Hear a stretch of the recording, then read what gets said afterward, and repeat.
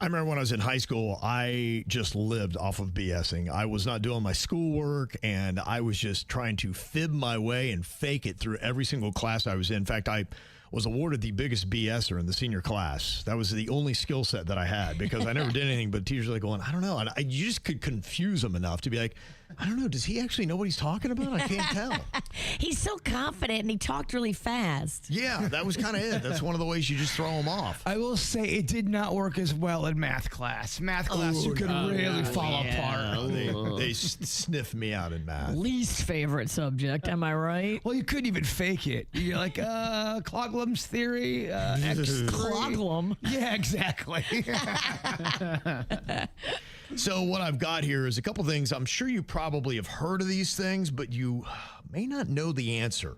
If you do, great. You're going to sound super smart. If you don't, just make it sound like you do. Use those BSing skills in what we call Am I Close? Okay.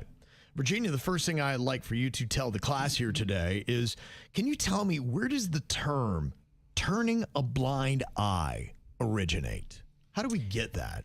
Okay, so turning a blind eye is back from the 18th century. Okay. And if there was like a guy in your neighborhood, in the village, and he had a blind eye, then that dude, you know, he didn't really notice a lot of stuff. And then so he was a peaceful, lovely, sweet man to everybody. Okay. No beef, beefless. Right. Because he had no eye. And they tell you, be like him, be beefless, and pretend like you ain't got no eye. Was it one particular guy, or did every village have an eyeless man? Every village had an eyeless man. Oh, it was just part of the thing. Be like, all right, who's going to be the eyeless guy? Be like, oh, man. If you got two eyes and they vote you the eyeless guy, guess what? Oh, that's tough. Yeah. Wow. I didn't realize that. It's an island.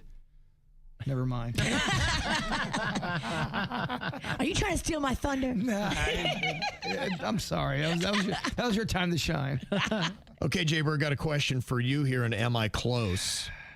Who is the every Tom, Dick, and Harry refer to? How do we get to that? You hear that, every Tom, Dick, and Harry? Where'd that come from? It was actually the most popular names back in the 1700s. That's why people would always say Tom, Dick, or Harry. And it got to a point, it led to so much confusion. That's why you started seeing other names like a Hank, like a Jorge, because confusion led to murder. Confusion led to murder. That's part 2 of my bread talk. Okay. And Denny's, can you tell me where does the term knock on wood originate? Well, so a long time ago, before humans, there was a species of creatures that were made entirely of wood, and they eventually just stopped walking and became trees. And the shamans of that time frame knew of these people, knew of the people of the past, and that they possessed a lucky quality to them. So if you were trying to borrow luck from the past civilizations, you would go and just knock on them to acknowledge it, and you would absorb some of that luck from them. Huh. It's just been passed down. Tree people. Tree people. All right. Shaman. Okay, you heard 3 different answers. Who did their best job of BSing their way through it because they didn't do their homework and were not prepared for class? I think you sent me to the principal. Yeah, that kid's troubled. Murder. Confusion and murder.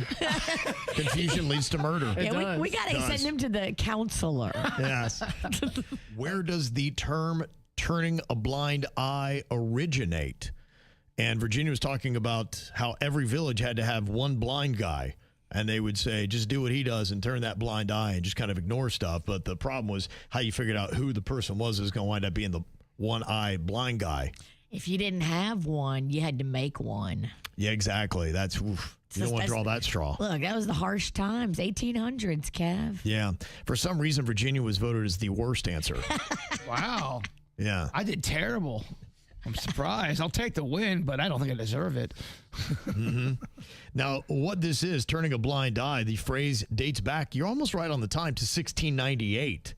It appeared as part of a longer expression, turn the deaf ear and the blind eye. It used to be in religious writings that would happen. In fact, there was a minister, Horatio Nelson, that was linked to this. He allegedly also ignored an order during the 1801 Battle of Copenhagen by putting a telescope to his blind eye, claiming he couldn't see the signal. And like, well, dude, how are you supposed to see it anyway? That's the eye you can't see out of. Oh. So it's all because of the British naval commander Horatio Nelson that we have the term blind eye. Yes, that's right. Horatio Nelson. Horatio Nelson, yes. I'll commit that one to memory.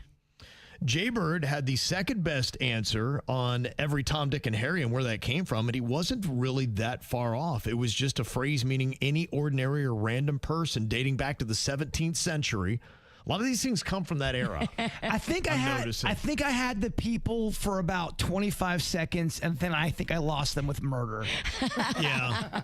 Confusion leads to murder. The people wanted to go with you until murder. Yeah, look, talking for longer than 30 seconds is hard.